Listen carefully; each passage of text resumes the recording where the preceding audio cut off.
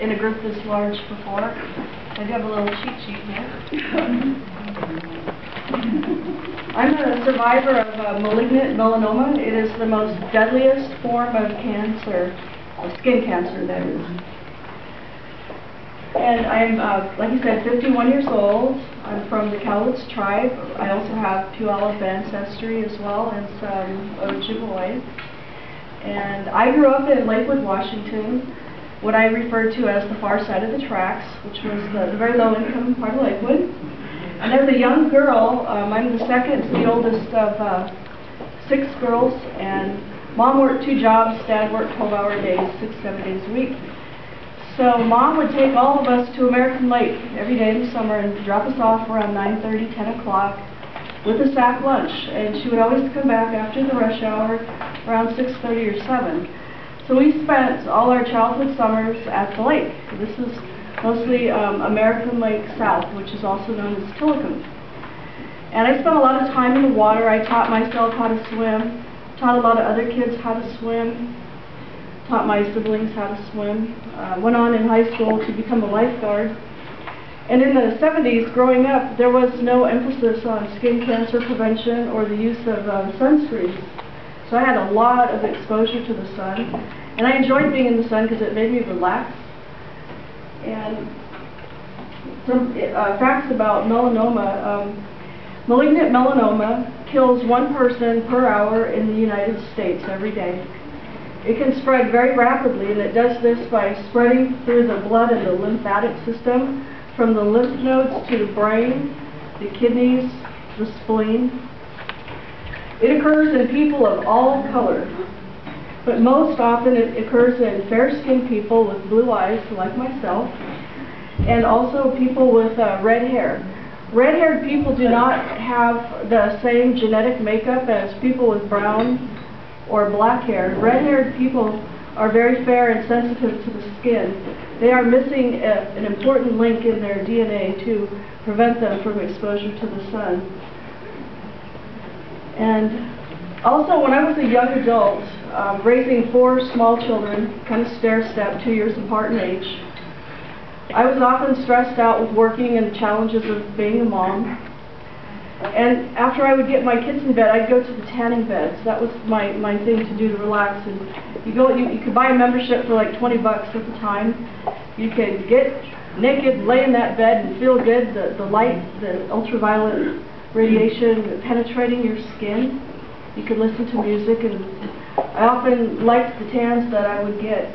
And I especially liked to do this in the spring before summer came, because then I wouldn't have to worry about getting a sunburn, because I'd have a nice tan. And I looked up some research on ultraviolet radiation. When you are in the sun, you are 8 light minutes away from the radiation. But when you're in a tanning bed, you are less than 1 light minute away from the ultraviolet radiation. And some common points to help remember about malignant melanoma is known as the ABCDE. A, this would be referring to moles on the skin, and it can start that way, or it can start without the presence of a mole. So A stands for asymmetrical, which means that it is irregular in size. It could be thinner on one side of the mole and larger on the other. B is for borders. The border of the lesion is often irregular. C is for color. The molar lesion can be black on one side, blue on the other, beige or tan in the center. But not always, but it usually is this way. D stands for diameter. Malignant melanoma will often appear at 6 millimeters in size or larger. And to give you an idea, the eraser of a lead pencil is 6 millimeters in size. E stands for enlarging or evolving rapidly. The one I had on my face grew very, very rapidly in about 4 weeks. This happened last May. And so it's recommended by the American College of Dermatology to use a broad spectrum sunscreen. And the newer ones have zinc in them, and zinc has been known to deflect the ultraviolet radiation from the sun. You want to use sunscreen. It is a must. You want to use a sun protection factor of 30 or greater, but my doctor has told me that I need to use number 70 and stay out of the sun. You want to seek shade when you're in the sun. The sun's intensity for ultraviolet radiation is greatest between 9 a.m. and 3 p.m. And this is when your shadow in the sun is shorter than your height. You want to wear protective clothing. You want to wear long sleeves, wear a hat, especially men who are bald-headed. You should wear a hat, cover up the top of their head.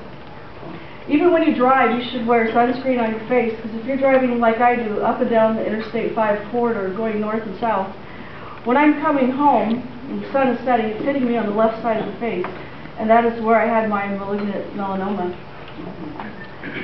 And you must remember that even on a cloudy day in the summer, you can still get ultraviolet radiation from the sun. And studies have shown that young people who use tanning beds frequently prior to the age of 30 have a 75% increased chance of acquiring malignant melanoma. The American Board of Dermatology has now come up with what they call Melanoma Monday. This happens on the first Monday in the month of May every year. It's a Malignant Melanoma Awareness Day. And survivors like myself of malignant melanoma need to recheck all their little moles and skin tags. I had 3. I had 2 on this side of my face and 1 down here. And every year that's going to be my day to go back to the dermatologist and have them look at my whole body, even the parts that I really can't see well. And I wish I could take back the childhood that I had on the shores of American Lake, basking in the sun for hours. Wish I could take back the times I spent going to the tanning bed to relax. Now I found new ways to relax, such as going to a meeting for a cause. I enjoyed that last year, and I hope it starts again soon. And also, I have a good relationship with my doctor. When he told me that I had malignant melanoma, I laughed. I didn't believe him. I said, I'm healthy. I'm healthier than most people my age. He says, I'm sorry, but your biopsies are positive. And I'm a nurse by trade, so I, of course, wanted to see all the documentation. And he showed it all to me, and we had a long talk. And my goal is to get the message out about malignant melanoma, and it can kill you. And I'm very lucky that I was just recently diagnosed and that it is all out of my system. But every 6 months, I have to go in and get a PET scan of my body. And I'm glad that I have the insurance to help pay for it. It's very expensive. And I continue to tell young people to avoid the tanning beds. And the tanning bed near the grocery store that I used to go to, the operator there, she now has malignant melanoma herself. And she's stage 4. And she's very sick right now. We just had a fundraiser for her recently.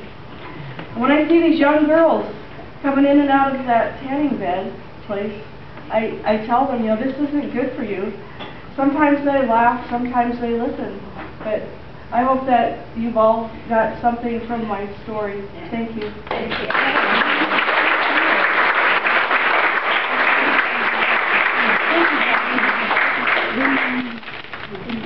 Thank you. I have a question.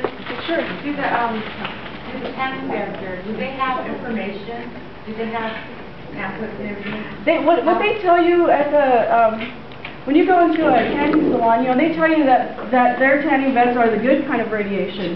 Dermatologists will tell you that this is a lie. These businesses are just out there to make a profit. You know, this is how they make their money, but they really don't tell you the dangers, you know, of the type of radiation. And they say their beds are filtered and they have this and that, but really it's all bad, all of it. Should be required. Yeah, there's been, with the research I did for my talk, there's some pending legislation in the state of California and Florida, and I'd like to see that happen in our state as well. And they're just, you know, not good. Yeah, Stephanie, she goes there. She's 16. She goes like that. And as you know, I'm a member of the Puyallup Canoe family, and as Connie always tells us when we go out on the water, sunscreen, sunscreen, sunscreen, right, Connie? Yeah. And you know, we enjoy our time out. We enjoy our time out on the water every summer on the intertribal canoe journey. This year it's going to the Swinomish tribe, and I just pile that sunscreen on. I buy number 70. I buy the waterproof. I layer up. Thank you. Thank you.